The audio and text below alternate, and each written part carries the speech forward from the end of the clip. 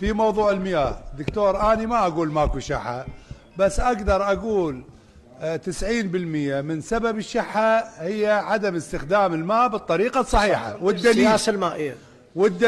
والدليل اليوم من آخر ناظم موجود على نهر الفرات اللي هو ناظم اليعاو، تروح 100 متر مكعب بالثانية باتجاه الأهوار لا مسيجة ولا محفوظة، يعني مجرد الماء يطب بالهور ويطلع مباشرة شط العرب.